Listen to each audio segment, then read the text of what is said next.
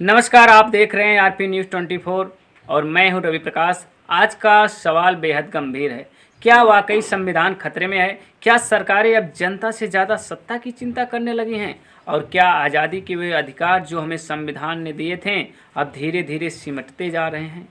आइए आज बिना डर बिना झिझक कुछ कड़वे लेकिन ज़रूरी सवाल उठाते हैं। दोस्तों, बने रहिए आप हमारे चैनल पर।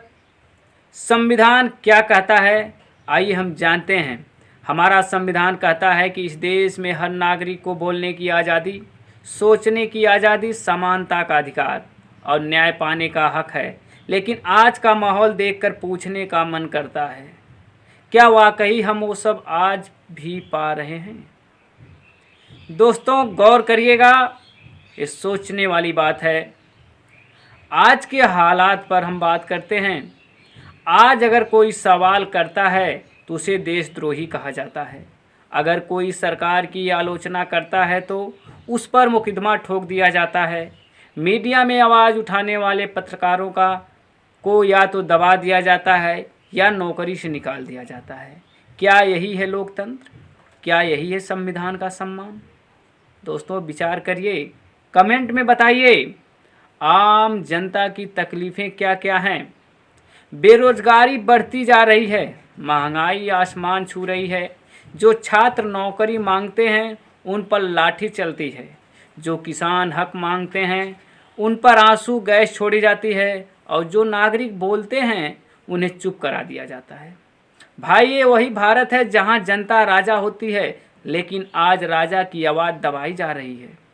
विचार करने वाली बात है दोस्तों। आप कहीं मत जाइए, चैनल पर बने रहिए। संविधान के नाम पर राजनीति होती है। हर नेता संविधान की शपथ लेता है, लेकिन क्या आज नेता सिर्फ सत्ता के लिए शपथ ले रहे हैं? संविधान कहता है कि देश धर्मनिरपेक्ष है, लेकिन हम रोज देखते हैं कि नफरत की राजनीति फैलाई जा रही है।